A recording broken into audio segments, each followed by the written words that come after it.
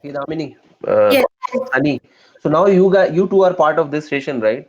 So now what you can do, Damini, you can share your screen and you can talk about that PPT, and then we'll over to Sunny. Yes. Okay. Cool. So I hope you guys all are here, able to hear us. You can just chat anytime. You can ping us if you're not able to hear us. So Damini, over to you. Yes. Thanks. So everyone's able to hear me, right? Yes, yeah, I saw a lot of yes. Damini, you can share your. Oh, yeah.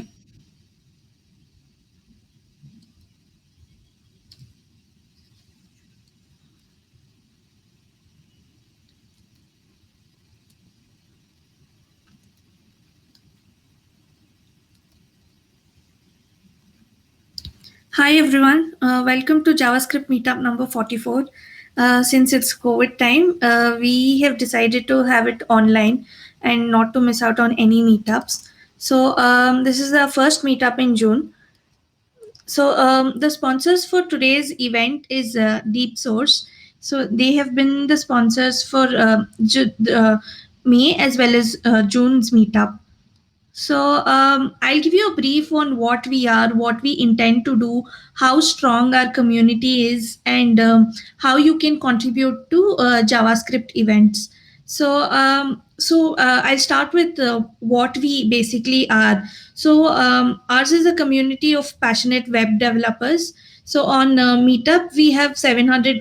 This month we've crossed 7,000 members, and we've organized around 40 plus events. So this is the 42nd event, and there have been over 100 plus speakers. So every event we have around 2 to 3 speakers, and we pace out the talks between 45 minutes to 1 hour.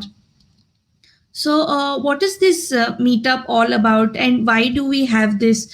So, web technology is continuously evolving, and every day, every minute, there is a new framework and library that's been introduced, and everything is a trap. We don't know what to do, or we have less knowledge of what is happening. So, to facilitate that, we came up with this group where speakers share what they know and what they've learned, and our mantra is learning and only learning and sharing, and we believe in connecting with humans. So we organize a meetup every month, and what you can gain out of this meetup. So you if you have doubts, where to start, you get to know from this meetup. You can view or ask for courses and webinars, and you can get help for practical day-to-day problems. So we have our WhatsApp and Telegram groups, where you can post your questions and doubts if you have. Our members are very active, and they come up with solutions, and you can share your code for review. There are a lot of on WhatsApp and Telegram. We also, if you have any hobby project or something like that, you can always share it with us. And job postings, our WhatsApp group is pretty active. Whenever there is a new uh, um, job posting, you will get to know. So you can also reach wide audience through your blogs. Any blogs you have, you can always share it with us. You can share your libraries and code, and you can enhance your learning by helping others. You can test your next career options. Also, when you have a POC or any ideas, you can always validate with us. Which channel is right for you? So we have 4 channels that are active right now. You can either contact us on our meetup group, a Slack, WhatsApp, and Telegram for your day-to-day discussions. YouTube, we usually post our online content that is recorded, and we are also active on Twitter and LinkedIn. We will share our Twitter link towards the end, so you can always join us there. So these are the groups that we are presently very active on: the meetup group, Slack, and JavaScript, and GitHub. I'll share the URL towards the end. And talking about our community members, so how you can contribute is, you can always spread the word of there's a group that has been active. You can attend our talks. We have talks every month. You can bring your friends along for this meetup, and you can share your blogs along with us. Also, if you have any github links that you know that would be helpful for others, you can always share it. Also, you can give talks. If you go to our meetup page, we have shared links on which you can, where you can fill your forms to give talks. Also, you can be sponsors for our event, like Deep Source is are sponsors for this event. You can always sponsor. You can also be moderators for our Slack channel. So we are a community of, like I said, we are a community of 7K members on Meetup group, and only 0.1% of our community are volunteers. And below is our moderators. Patra has been an active a member. He's been driving this, and Janardhan is the organizer. I've been a new member. It's been around 6 months since I joined the event. So this is our mantra. We strongly believe that willingness is greater than skill. If you're willing to pick up a skill, if you have the willingness, you can always pick up any skill. So yeah, thank you. We will be giving the control over to us first speaker. Hey, thank you, Yeah. Damini.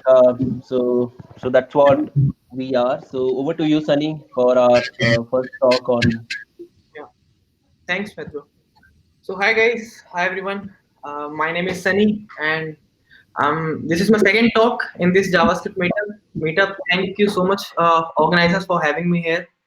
So today, basically, I'm going to discuss on the Chrome developer tools. So about me, I'm having 4.5 years experience in front end.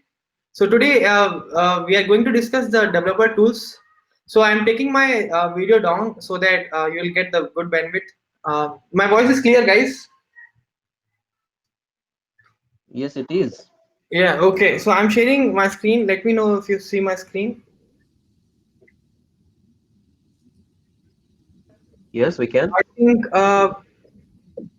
someone is sharing a screen so that I. Damini, can you stop this sharing?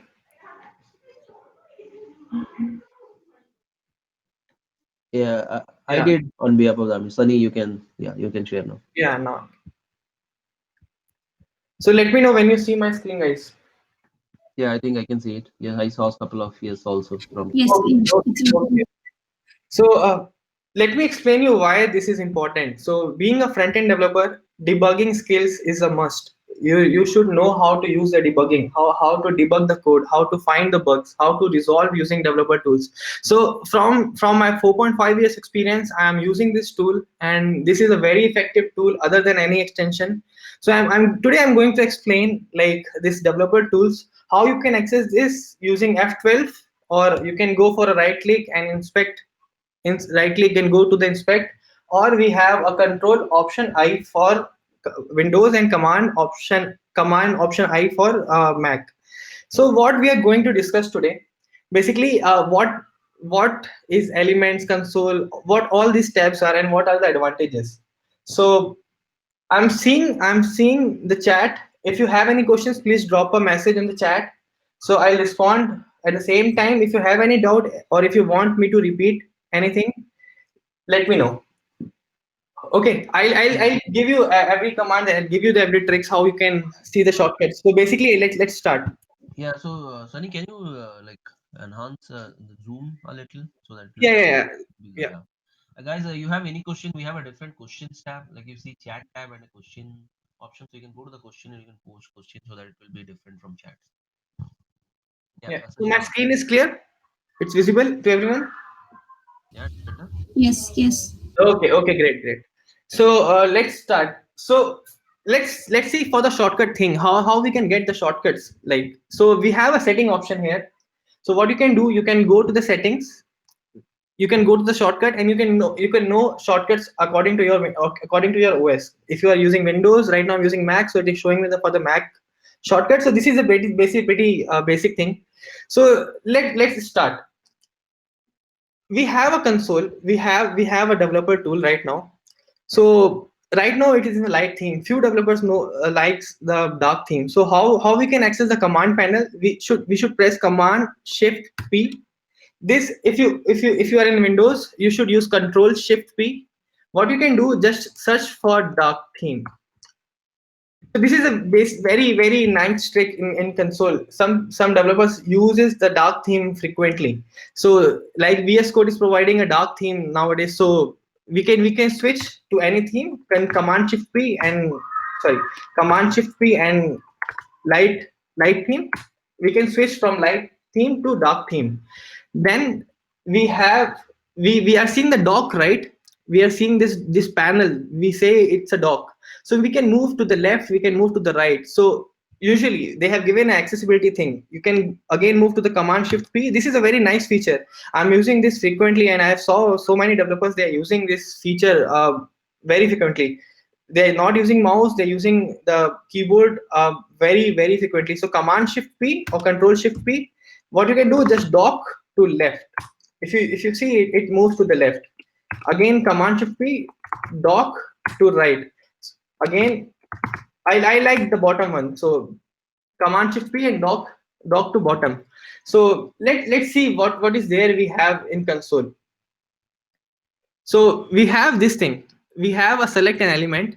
What we can do with this, we can select and we can see the HTML and dimensions part.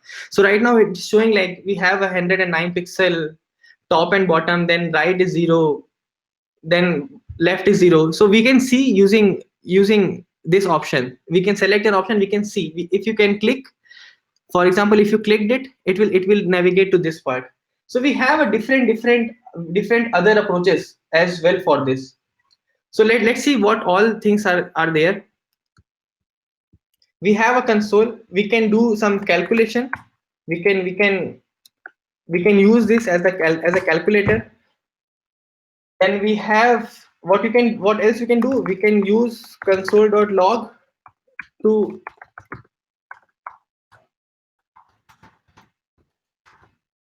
to print anything. Then we have another trick. So suppose, for example, I'm not sure you have seen this in the websites or not. We can add css to console.log. Let's see. We can add color as well. So, Sunny, we have a question. So you want to take it now or later? Yeah, 1 second. I can facilitate that. Can we see history in console like browser history? I'll tell you how we can see. I'll tell you how can we can see. So this is the pretty basic approach. So what you can do, you can clear the console. You can add background. You can add the CSS basically in console.log. So usually what Amazon was doing 2 years back, they are basically adding a message for hackers who are using inspect element to do something. They populate something. If you are good enough, join us. So basically this is a very good technique where we can add the CSS in the console.log. So we have, yeah. So there is a question saying, please repeat where to check the shortcut keys. Yeah. So how to see the shortcut keys? We have a setting option. Click on it. We'll navigate to shortcuts. From here we can see the shortcuts. So based on the OS, you will get the shortcuts.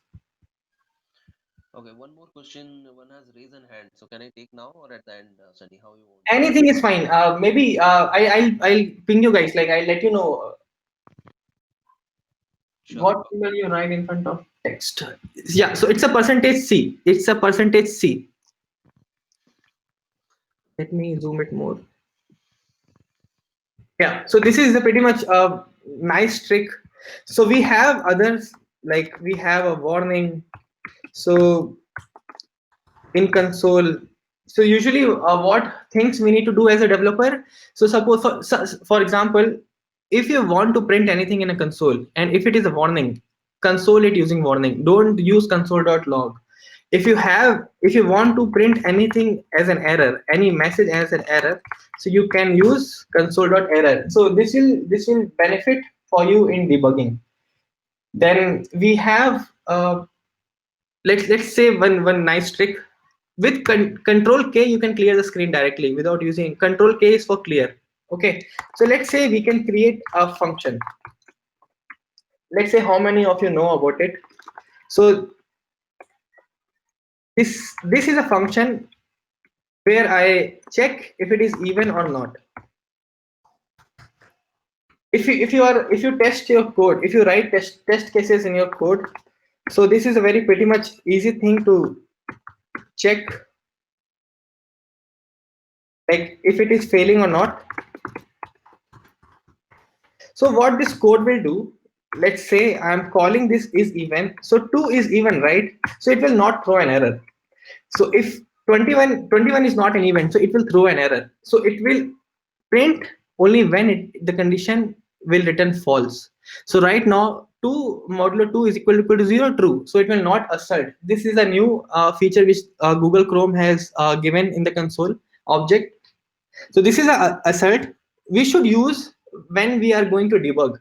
In case of debug, unnecessarily console.log is not required. So I suggest you to use I suggest you to use console.assert for debugging when you want in a false cases, in when you want to print something in like uh, negative case, you want to assert the value. So let's try with some another value. 3 is not an even number, so you can write something like this. So in case of even number, it will not throw an error. Okay, so let's move to the next trick. I'll start with a very basic one. So console is not the best place to write the functions. So we have a source tab. In source tab, if you see, we have a snippets option. Right now snippets is there. So if you see right now, if you click on snippets, I can create a file. Let's say I am creating a meter file, then I can write the function I can call. So this is a very nice trick which I use personally on a very frequently basis. If I'm having some, so how we can see, just run it. What error it is giving? Yes, not an even number. If you see, it will console.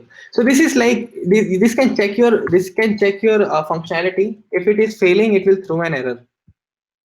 If it is not failing, it will not throw an error. So this is a snippet section. I'll come back to this when we'll see some other tricks. Till now it's clear. Let's move to the another trick. So we can perform so many operation in console part. So for example, I want to use some string functions. These are the inherited functions from string prototype. So if you're from the JavaScript background, you know from where these are coming. So to lowercase, then we have so many. For example, to uppercase. So we can see the functionality. We can see the functionality like how it is running. We can write small snippets in console. Then we can declare some, for example, some arrays.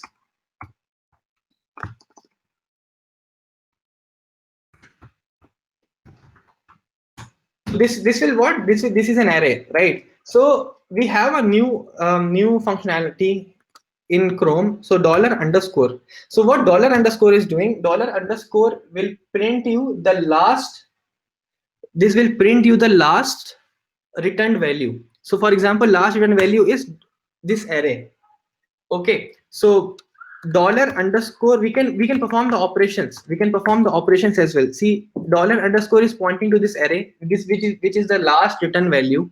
Then we can perform the operations like sort, right? This is the array option, array, right? We can find the length as well. So what will be the length of this array right now? Length is 3. So if you go for again dollar underscore, it will give you 3 because the last return value is 3. So dollar underscore is useful when you debug your HTML code and you wanted to see what will be the last selected element.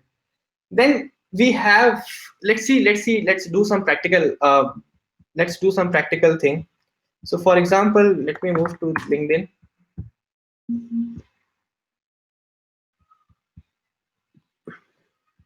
So why we are using elements tag? Because earlier we have, if we want to show the page source, right, we can use like right click and view page source.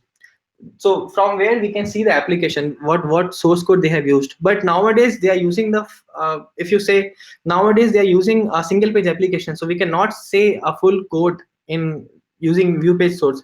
So what we are doing, we are just doing right click and we are doing inspect. So for example, if I want to select anything, I can select using this.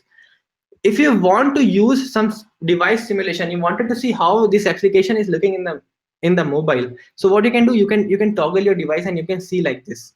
So right now they are using these are the server side rendering. So when you refresh, it will come again in the mobile view. So let's come back to this point. So for example, if you want to change the text, for example, if you want to change text, how we will doing, we are doing something like, if any, so this text changed, right? This is the way usually when I got the wireframes, I wanted to see directly in the UI. I'm using this frequent option, like we can change anything. But nowadays, Google Chrome, they have introduced a design mode. What is design mode? I'll tell you. Let me go to this my profile section. So for example, I want to edit the whole page. So what we can do, we have a design mode and we can make design mode on. So now if you see, it is in design mode. I can edit anything. Just click in the browser. I can edit anything. This application is now in edit mode. If are you getting, guys, what I'm trying to explain? So why this trick is important? This trick is important when you continuously interact with the UX team, because they give you the wireframes, right? How many of you know about the A/B testing? A/B testing is what? We show the customer different variation. So A/B testing is important for developer as well. Sometimes we have a discussion with the UX team. So let me give you an example. So for example, why elements tags are important? So for example, we have these menus, right? So for example, I'm having a discussion. I'm saying my network should be, or job should be at the second place. So for example, this is a job, right? Instead of changing directly in the application, you can use drag and drop. We have a feature, we can drag and drop the DOM elements. We can drag and drop the drop elements and we can see in the UI. So if you see, I want this try premium free for the first month, right? I don't want this in the last. So inspect it, then select this element. I want this to be in the front. See, so this is the A/B testing, directly changing in the UI, directly changing in the code. You can try it out and take a screenshot. So let me come up with a new technique. So we have a Command Shift P, right? We have a panel. So what you can do, how to take screenshot? Just click, search for screen and click on capture screenshot. This will capture screenshot of a page. If you see whatever you have selected, this will take a screenshot. We don't need any specific tool. Google Chrome is providing a screenshot option, so they have a very good option. So for example, if I want to take only this nav bar, select it, select this nav bar. We selected the DOM. Again, Command Shift P, screen, capture node screenshot. So whatever you have selected in the DOM, only they have captured that one. So this is a very nice trick which I use to sharing the screenshots with the UX team or with the team. Like, this is what you have an issue, you can fix it. So instead of using any other approach, you can follow the Chrome one. You have seen so many places they have used the full screen screenshot. So what you can do, again, go back to the Command Shift P, screenshot, capture full size screenshot. So this will capture the whole screen. Give some time, it will scroll automatically and it will give you the screen.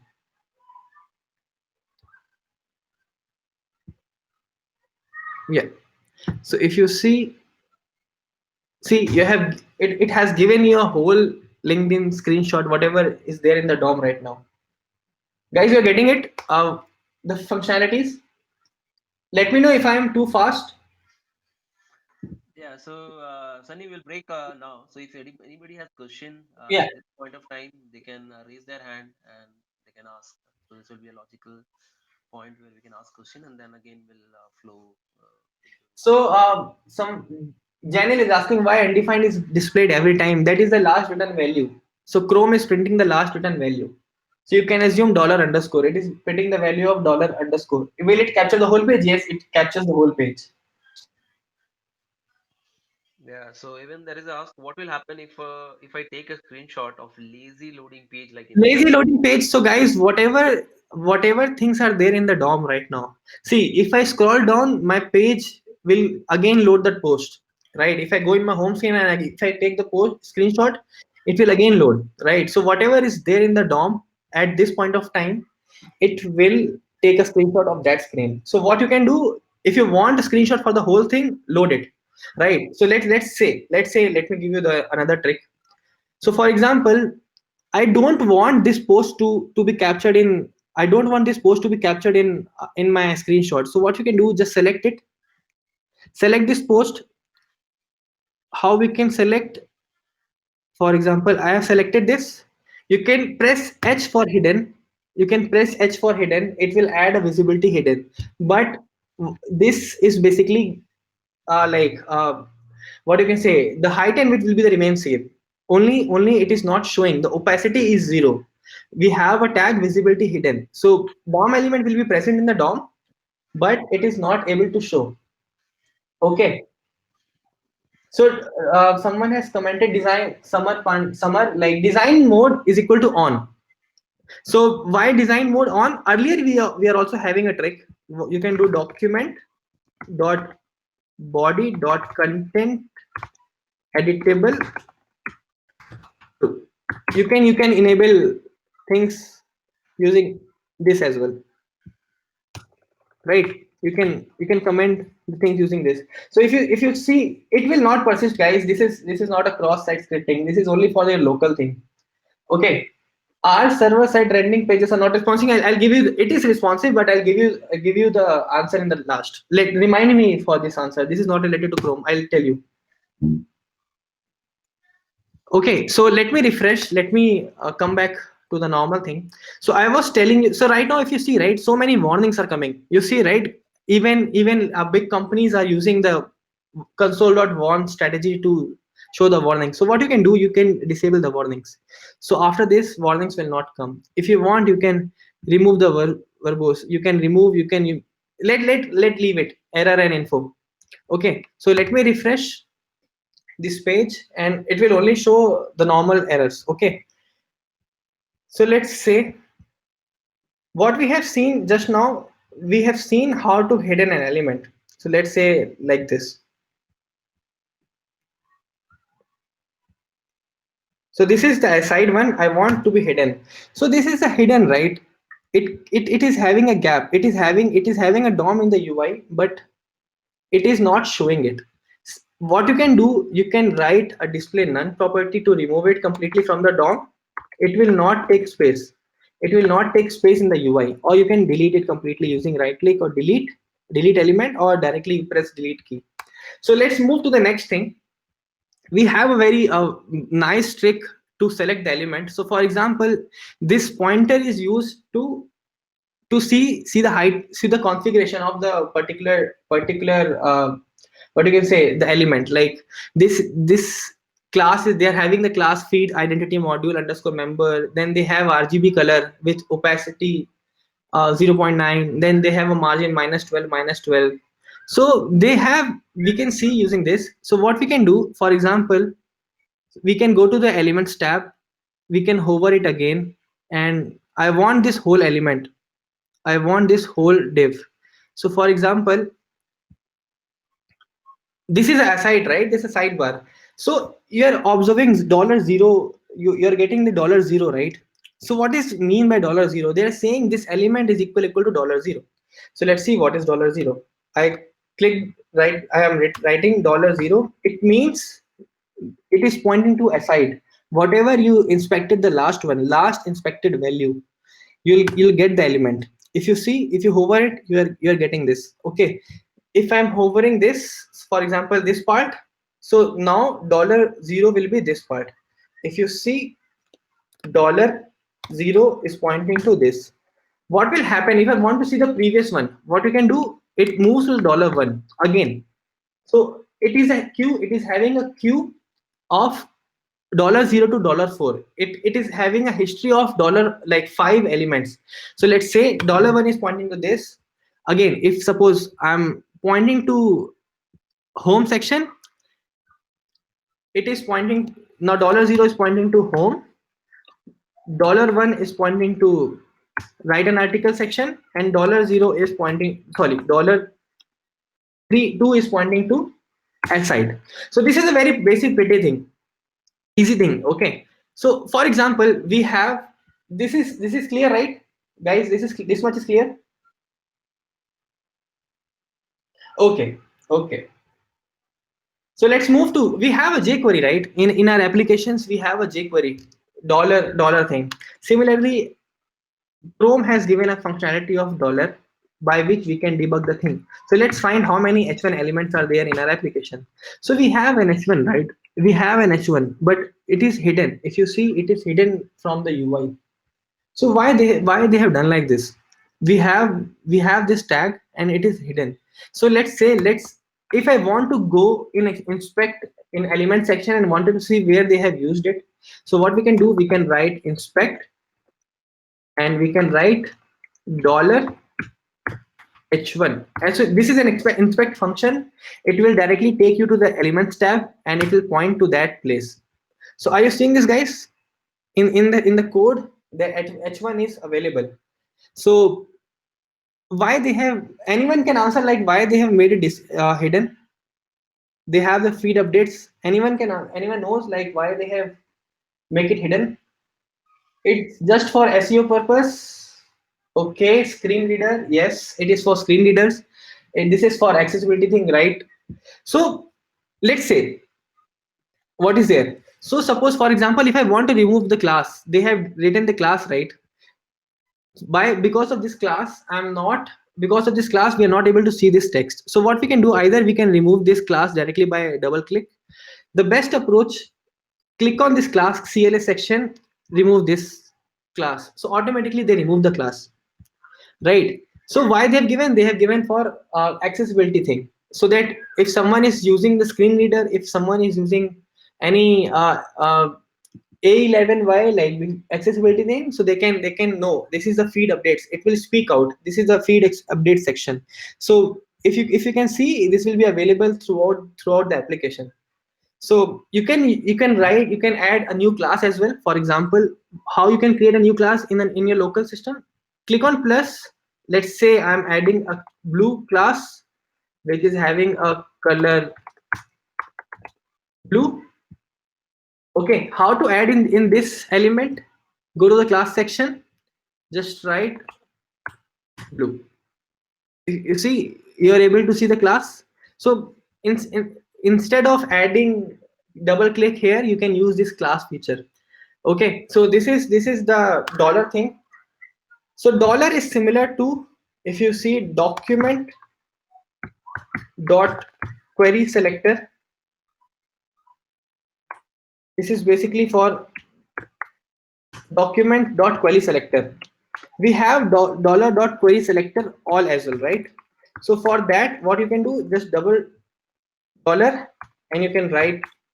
So H1, so accessibility approach says you should have only one H1 in the application. So let's search for H2. So they have multiple H2.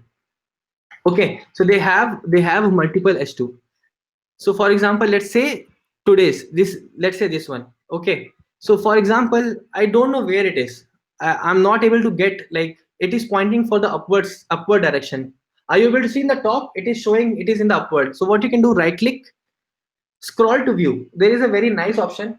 If you know the element and you're not able to find it, just click on scroll to view. It will take you directly up, and you can again see, and you get to know where is the HTML tag. So this is another nice trick which will help a developer to use. So let's do some fun stuff. Okay, let's do some fun stuff. So for example, I'm having this post. Okay, let's inspect it. So this is a button, right? This is a button. I want to select this button. So how we can select it? So if you see, we have a aria label for accessibility thing. We have a like. So what we can do, we can write something like this using dollar. We can write, just make a note, aria label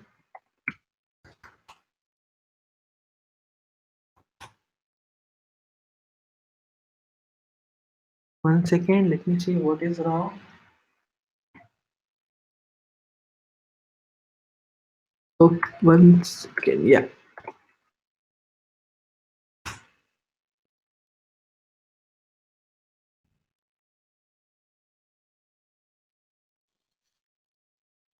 Let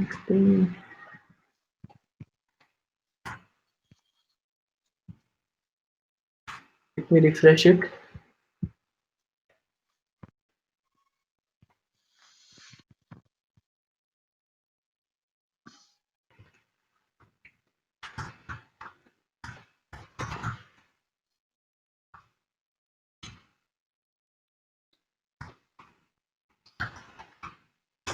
I think something is wrong. Let's move to the network tab. Let's search for this accept. We have accept, okay.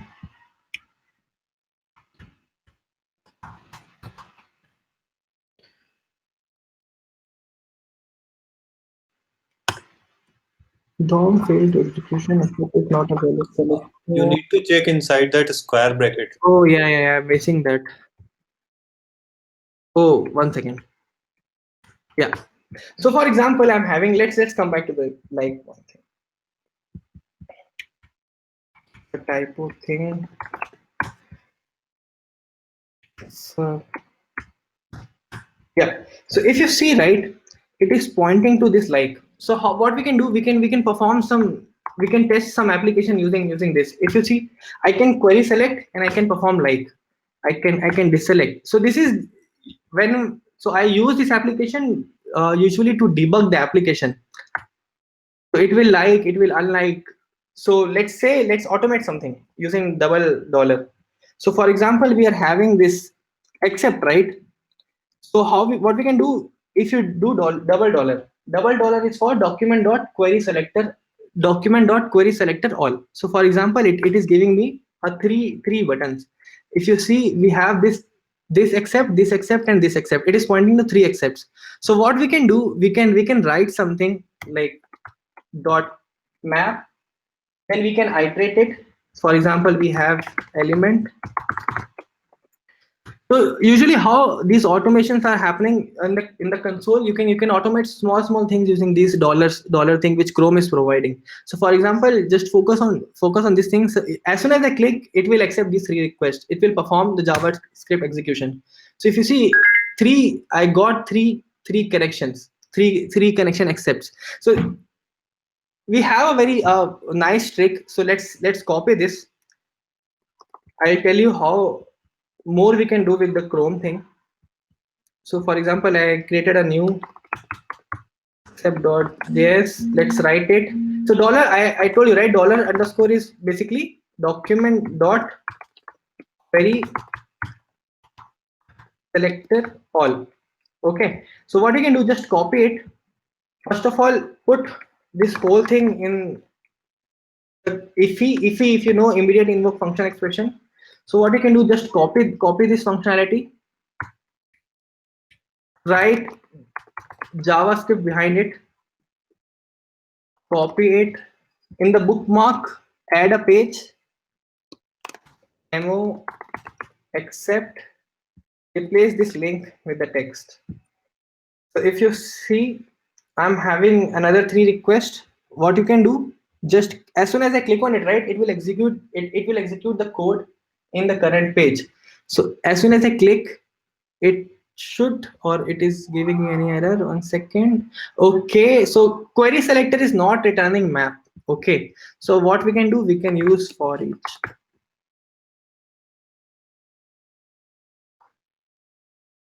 We can go for edit, replace it again, click on it, it will accept three requests. Have you seen? It just accepts the three requests. So you can automate few tricks using bookmark. So let's move to the another trick. So this is simple. If you want to add anything in the bookmark, right? So what you can do, just write this JavaScript colon and the function. You can try with the basic alert. Just write hey and remove this for now. You could right click, add page, demo, and as soon as you click, this will execute the JavaScript code. So this is very useful when I wanted to do something, when I wanted to perform some operations. Okay, so let me move to the next. I discussed the screenshot. Yeah. So for example, let me refresh this page. So for example, you want to see this like functionality. We have a very nice feature. So for example, we just select this option. We have this button, right? I want to see which code is responsible for this like button. Okay. So right click, break on. I wanted to see which code is responsible for this like. It is getting dark, right? They are adding the class. So I wanted to see which code is responsible for this like button. So what you can do, you can break on any DOM changes. So for example, attribute modification, if something is changing in the same tag. So let's see in the in like subtree modification. So I hovered it, I clicked on it. As soon as I clicked on it, right, it stopped at the same line. So let's see. This is a minified version of code, right? So how we can see the unminified? You can click on the pretty print. This is another feature. So basically today I'm discussing 30 features which I use personally in my day-to-day life. You can click on the pretty thing. So now this line is responsible for the like. So what we can do, just remove the DOM breakpoint. We have a DOM breakpoint section in the source tab. Just uncheck it, run it. If you see, this post has been liked. Got it. So this is like, if you want to see which code is responsible for the things, you can do right click and subtree modification. So I use this trick most often when I wanted to see which code is responsible for adding this class, which code is responsible for removing this element. You can add breakpoint on anything. You can add breakpoint on three node removal. Suppose for example, if I do node removal, right, and if I right click and perform delete, so using JavaScript code, it will stop at that point and it will let you know like which code is responsible. So another cool trick, usually when I want to copy the element. So let's say I want to copy this image. Okay, so this is basically the SVG element. I want this SVG element. I wanted to use this SVG element, LinkedIn element, in my application. Okay, so what we can do right now, it is $0 is pointing to this, right? So we can access this SVG element using $0. This is having an SVG. Okay, if I want to see the more property, I can use console.dir. Dir will give you the more properties as an object. This will convert this as an object. Okay, so if you see now, this is having treating as an object, and this whole SVG will be in the inner text.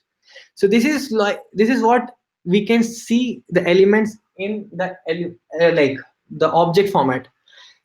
Let's come back to the $0. We have this element, and I want this to be copied. So how usually people are copying it? They just write edit as HTML, then they just copy it. Okay, so what is a nice trick to copy it? We have copy function. Just write $0 and it will copy in the clipboard. If you want, we can see use in jsfiddle.net.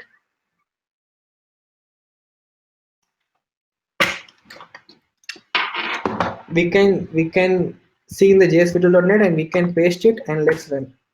Let's see the LinkedIn logos coming or not. So copy function will help us like to, 1 second, my battery is low. So copy function is used to copy the elements, or you can copy the object as well.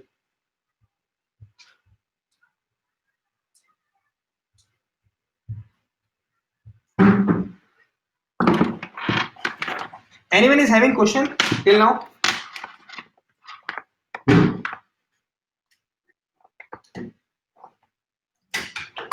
If anyone has a question, they can raise a hand and Yeah. come and talk also.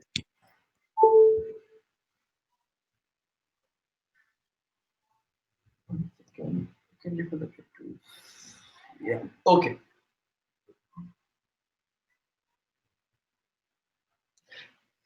Dollar works in code snippets. Let's see.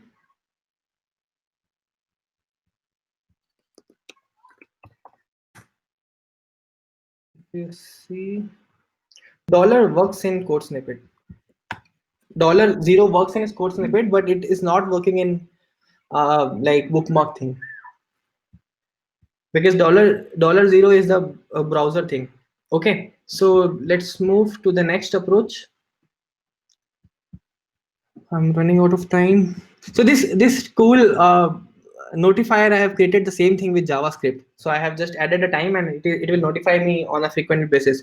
So let's move to the new trick. So for example, we have this input. Okay, so we have this input uh, uh, input field where we search the things. Okay, I wanted to see how many event listeners are there. So how we can access, first of all, how we can access like $0, it is pointing to this. We have monitor events. It will give me how many, how, sorry, it will give the events when we perform any events. For example, I perform mouse move, pointer move, I performed click operation, I performed type key up. Okay, I wanted to see how many event listeners actually they are having. Okay, so we have a functional function. First, let me unmonitor this. Unmonitor event. So now it will not perform fire any event. So get event listeners $0. So they are having this number of events like blur, change. So this is important when we debug the application and wanted to know which events are responsible for this. We want to debug the specific thing. I want to listen the specific event. For example, I wanted to listen only key up. So how we can do this? We can do monitor. We can add an array, and we can write only click. So now if you see, on hover it is not happening, only on click. I want this to be fired in case of key up. So if you do click and if you write, it will only fire the event on click on key up. So this is like another cool trick when you want to debug.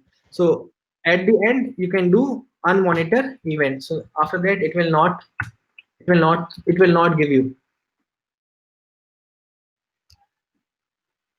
You can try it out. Yes, these applications, LinkedIn is in React, I think. So if I'm not wrong, maybe they have in some different frameworks. It doesn't matter. You are testing all these things in the end application, end result. This is the end result.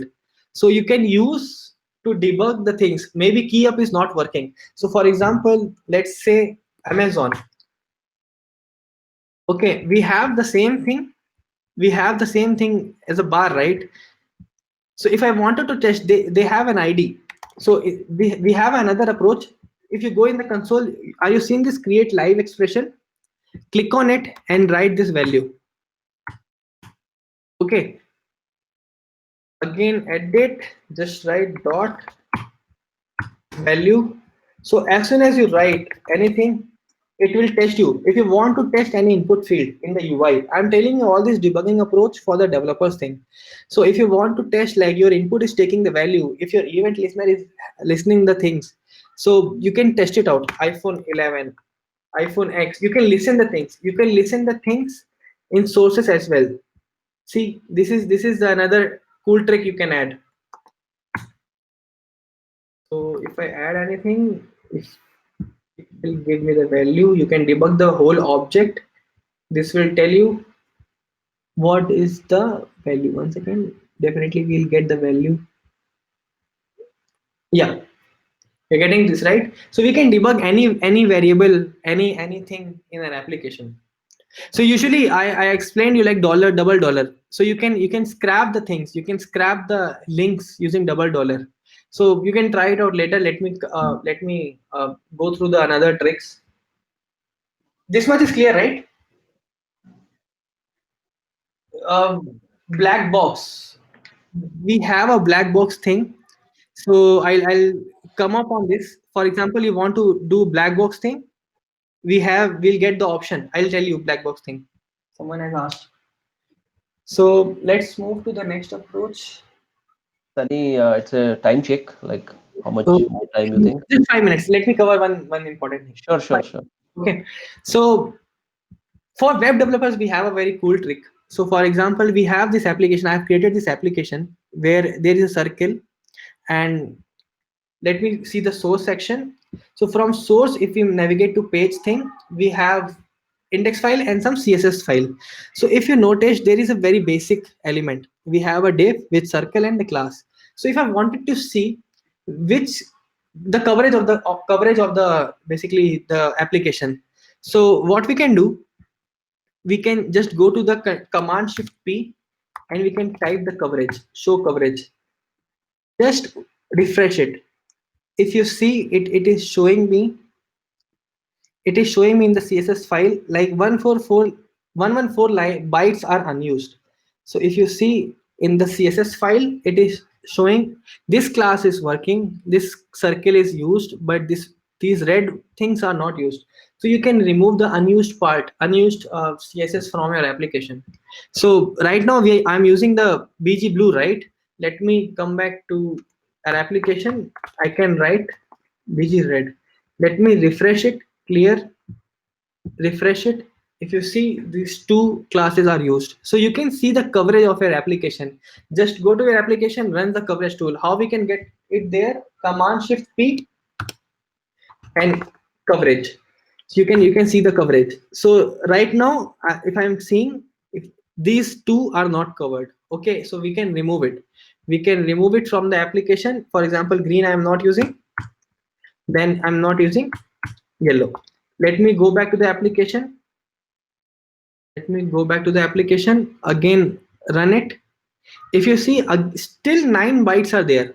Still 9 bytes are there. So from where 9 bytes are unused, these are the 9 bytes. If you see these extra lines. So let me come back. So that's why if you observe, right, our new React frameworks and Angular frameworks, they minify the application so that we are not having any unused bytes. So this is a very cool trick which browser is using. If you see, is there any other? I think in the last I left it. Yes. You see, now this is perfectly zero. So all lines are covered. So this is like basically help us to see. This works for JavaScript as well. Yes. So for the current page, basically for the current page, we can analyze this coverage thing. Last trick for now, we have a very nice we by the way, we can navigate to any section. We can navigate to console just using an like command panel. So for example, I want to block an ads. Most of you seen ads in the YouTube, right? So Chrome has given a functionality. Most of the people are not aware with this. Just click on the block ads on this side.